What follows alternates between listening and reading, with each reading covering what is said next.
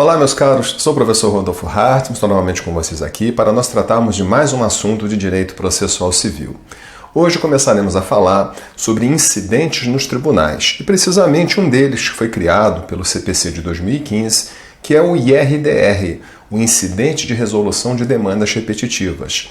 Esse IRDR ele foi inspirado em um instituto alemão chamado Musterverfahren, claro, há algumas diferenças entre eles, e o nosso IRDR ele é disciplinado entre o artigo 976 ao artigo 987.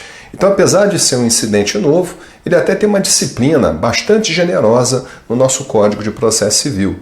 Diferentemente, por exemplo, do IAC, do Incidente de Assunção de Competência, que já existia no Código anterior, embora fosse muito pouco utilizado. Aliás, o IAC, como é conhecido, este outro incidente de assunção de competência, ele, por sua vez, só é regulado em um dispositivo no Código Novo, e no Código anterior, ele nem tinha essa nomenclatura, a nomenclatura, portanto, é uma novidade, mas ainda assim, temos aqui no nosso encontro de hoje a análise sobre o IRDR, tá? Como foi dito, um tratamento no CPC bastante generoso, vários artigos disciplinando esse novo incidente. Quando nós temos um incidente nos tribunais, só para que entenda inicialmente, até a diferença entre recursos, entre ações autônomas e incidentes, o recurso, vocês bem sabem, o recurso é um remédio voluntário que busca ensejar dentro do mesmo processo a reforma, a invalidação, o esclarecimento ou até a integração de uma decisão judicial. Acontece que, por sua vez, as ações autônomas eventualmente podem ser utilizadas também para atacar atos jurisdicionais. Temos, por exemplo, uma ação rescisória, é um novo processo. A ação rescisória começa pela promoção do exercício do direito de ação, ataca uma decisão judicial transitada em julgado em alguns casos, indicados no artigo 966. Outra ação autônoma é a reclamação, que pode ser utilizada naqueles casos que o Código autoriza, que seriam descritos no artigo 988. Agora, por sua vez, os incidentes acontecem quando nós temos no tribunal, ou até às vezes em primeiro grau, dependendo do caso, quando já existe um processo em curso, ou nos tribunais você tem um recurso, uma remessa necessária, e alguém legitimado vai instaurar esse incidente, e a partir daí, ele, uma vez sendo admitido, haverá uma cisão funcional da competência, um determinado órgão vai julgar aquele incidente, e aquilo vai ser utilizado como parâmetro de um outro órgão jurisdicional para completar a decisão naquele processo, naquele recurso. Então é como se, por exemplo, tivesse um recurso no tribunal, e esse recurso no tribunal, uma das partes suscitasse um controle difuso de constitucionalidade.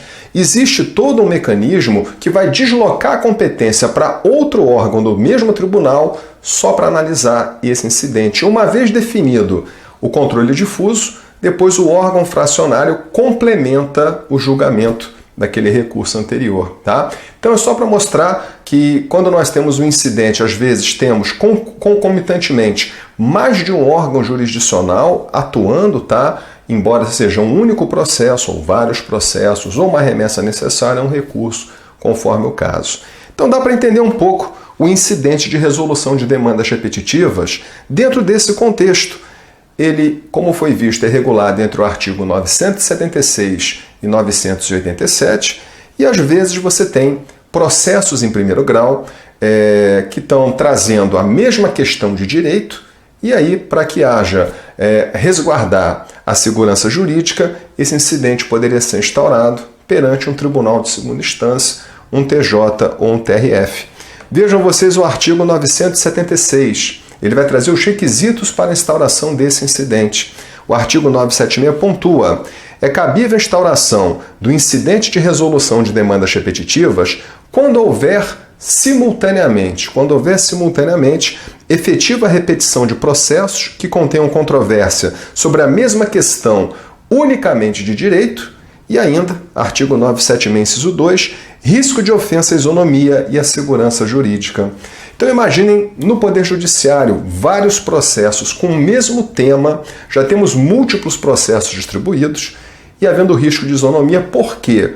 Um magistrado interpreta aquela nova lei de um jeito, um outro magistrado interpreta do outro, até o próprio advogado que entrou com a demanda, com as demandas, numa vara ele ganha, em outro juízo ele perde. Então nós temos aqui sim preenchimento dos requisitos desse artigo 976 em seus incisos, ou seja, repetição de processos que têm a mesma controvérsia sobre questão unicamente de direito e ainda o risco de ofensa à isonomia e à segurança jurídica. E por esse motivo podemos ter o início do IRDR, do Incidente de Resolução de Demanda Repetitiva. Agora, eu falei há pouco com vocês que o IRDR ele seria de competência de tribunal de segunda instância. Então você poderia ter o IRDR num tribunal de justiça, caso seja justiça estadual, em um TRF, caso seja um tribunal regional federal. Então você poderia ter neles a instauração do IRDR. Agora, curioso, seria possível, seria cabível suscitar o IRDR diretamente em tribunal superior, perante o STJ, perante o STF? Eu diria para vocês que em um primeiro momento, a resposta seria negativa. Até porque, pela análise das normas do Código de Processo Civil, nós temos lá o artigo 987, o último artigo que regula o IRDR, e esse artigo 987 prevê: do julgamento do mérito do IRDR cabe recurso extraordinário ou especial, conforme o caso. Então é uma decisão que foi dada por tribunal de segunda instância. A decisão do tribunal de segunda instância desafia recurso extraordinário, que será julgado o mérito pelo Supremo, ou recurso especial, cujo mérito será analisado pelo STJ. Então parece que o próprio Código sinaliza nesse sentido, que o IRDR é para tribunal de segunda instância. Agora nós tivemos, no segundo semestre de 2019, uma decisão do Superior Tribunal de Justiça admitindo o IRDR nele STJ. Até no caso concreto, não foi admitido o IRDR pela falta de preenchimento dos requisitos. Mas constou na decisão que poderia ter tido IRDR no STJ. Então, caso vocês tenham interesse depois em pesquisar essa decisão, tivemos aqui agravo interno em petição,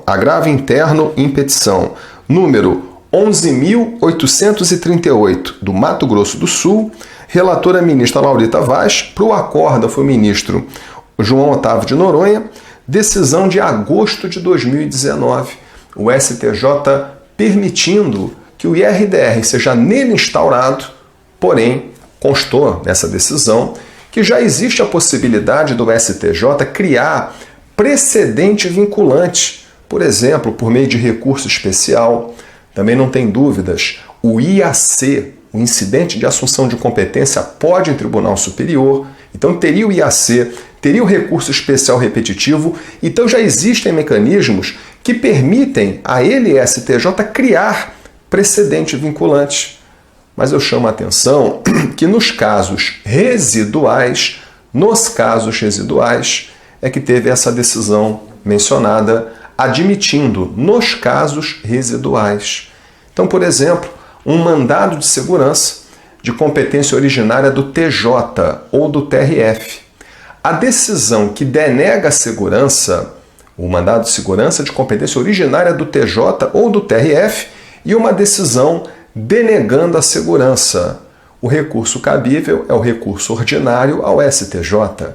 Recurso ordinário não se processa como repetitivo, apenas o recurso especial. Então, esse recurso ordinário, chegando ao STJ, caso, por exemplo, ele seja decidido, dele não há possibilidade de um recurso especial, já é decisão do STJ. Então, nesse caso residual, em tese, seria possível um IRDR, tá? Então, isso constou na decisão mencionada, muito embora na doutrina normalmente se defenda o contrário. O IRDR é de competência de tribunal de segunda instância, não de tribunal superior. E o STJ, como visto, deu uma decisão no segundo semestre de 2019 em sentido contrário. Agora, também mais curioso, pouco tempo depois, tivemos uma decisão do Supremo Tribunal Federal e o STF concluiu conforme inicialmente a doutrina vem defendendo. O STF decidiu pouco tempo depois que não cabe IRDR em Tribunal Superior. Essa segunda decisão do STF, ela foi dada a respeito da petição de número 8245 do Estado do Amazonas, petição 8245 do Estado do Amazonas. O relator ministro foi Dias Toffoli, presidente do Supremo, e a decisão foi em outubro de 2019. Então, concluindo pelo descabimento do IRDR ao argumento de que existem meios para o Supremo criar o precedente vinculante, como recurso extraordinário repetitivo, recurso extraordinário com repercussão geral, IAC, incidente de assunção de competência, então não seria caso de IRDR, tá? Então, vou seguir com vocês essa linha, de acordo com a orientação doutrinária e também dessa decisão do Supremo, que o IRDR é de competência de tribunal de segunda instância, apenas tribunal de segunda instância. E a partir daí, vimos, tem os requisitos dele no artigo 988, que é necessário para suscitar o IRDR. Quais são esses requisitos? Ele vai ser suscitado na presidência do tribunal local, tribunal de segunda instância. Haverá até isenção de custas quanto a isso. Essa isenção de custas é mencionada no artigo 977, diz o artigo 977 que quem seria o legitimado para requerer a instauração do incidente e que ele também independe do pagamento de custas, tá? Então, não temos nenhum tipo de custas para pagar nesse tipo de incidente. Aliás, só uma correção, é o artigo 976, parágrafo 5º. 976, parágrafo 5º, não serão exigidas custas processuais no IRDR, tá? Artigo 976, parágrafo 5º. E quem pode requerer a instauração do IRDR, os legitimados, aí sim, é o nosso artigo 977. Diz o artigo 977, o pedido de instauração do incidente será dirigido ao presidente do tribunal. Então será dirigido à presidência do tribunal, órgão, e diz, ele pode ser suscitado pelo juiz ou pelo relator, por ofício. Então eu estou trabalhando no meu juízo. Eu tenho dezenas de processos idênticos sobre a mesma questão de direito. Conversando com colegas, eles me confidenciam que também estão. Eu então faço um ofício à presidência do tribunal requerendo a instauração do IRDR. Mas, no dia a dia, o que nós temos visto, em vez de ser o juiz ou o relator no tribunal fazendo esse ofício, normalmente o IRDR é instaurado por provocação de outros legitimados. Então, esse mesmo artigo 977, nos demais incisos, prevê. Também pode ser instaurado o IRDR por provocação das partes, e isso por meio de petição, e também poderia ser o IRDR instaurado em razão de provocação do Ministério Público ou da Defensoria Pública, também por petição. Também por petição, todos esses são os legitimados para o requerimento de instauração do IRDR. E a partir daí, esse IRDR vai ser suscitado na presidência, não necessariamente a presidência que vai fazer a admissibilidade desse incidente. Vejam vocês o artigo 976 do CPC, o julgamento do incidente caberá ao órgão indicado pelo regimento interno, dentre aqueles responsáveis pela uniformização de jurisprudência no tribunal. Então, só mostrando mais uma vez que vai ser suscitado o incidente na presidência, mas quem vai julgar a admissibilidade do incidente é o órgão indicado no regimento. E, claro, podemos ter hipóteses de inadmissão do incidente. Uma que me parece um caso muito corriqueiro, tá, de inadmissão, é aqui a previsão do artigo 976, parágrafo 4º, 976, parágrafo 4º, é incabível o incidente de resolução de demandas repetitivas quando um dos tribunais superiores, no âmbito de sua respectiva competência, já tiver afetado o recurso para definição da tese sobre questão de direito material ou processual repetitiva. Então esse é o artigo 976, parágrafo 4º. Às vezes, você já tem um recurso extraordinário repetitivo, um recurso especial repetitivo, então já existe uma expectativa de que o STF ou o STJ vão criar, em pouco tempo, um precedente vinculante que vai ser aplicável no Brasil inteiro. Se vai ser criado um precedente aplicável no Brasil inteiro, por que nós vamos então processar o IRDR, por exemplo, no Tribunal de Justiça do Estado do Rio de Janeiro, para o precedente só ter validade ali, no Rio de Janeiro? É muito mais fácil rejeitar esse IRDR e aguardar a criação do precedente vinculante pelo STJ ou pelo STF no julgamento do especial ou do extraordinário repetitivos. Então esse é um caso, que me parece assim, com bastante frequência, a possibilidade de ter inadmissão do IRDR, porque quando temos realmente esses casos mencionados de extraordinário repetitivo, extraordinário com repercussão geral, especial repetitivo, isso é amplamente divulgado pelos tribunais justamente para que os magistrados possam sobrestar os processos que versam sobre aquele determinado tema. Então tá aí, 976, parágrafo 4º, um caso que você poderia ter a inadmissão do IRDR. Acredito, inclusive, o IRDR vai ser mais comum, me parece, na Justiça Estadual, principalmente para solucionar questão de direito oriundo de legislação estadual ou municipal. Ali eu acho que a grande possibilidade do IRDR ser bastante utilizado nesses tribunais de segunda instância, os tribunais de justiça. Agora, por outro lado, o órgão vai fazer a admissibilidade do IRDR e o órgão pode concluir pela inadmissão. O órgão pode concluir pela inadmissão, e aí fica a dúvida. Tendo a inadmissão de plano, porque não estão presentes os requisitos, não estão presentes os requisitos do artigo 976, incisos 1 e 2, ou aquela hipótese que eu acabei de mencionar do artigo 976, parágrafo 4º. O IRDR foi inadmitido. A dúvida é, cabe recurso? Seria possível ou não seria possível? Porque se é uma decisão colegiada, não poderia ter um recurso especial ou um recurso extraordinário? Cuidado, tá? Cuidado.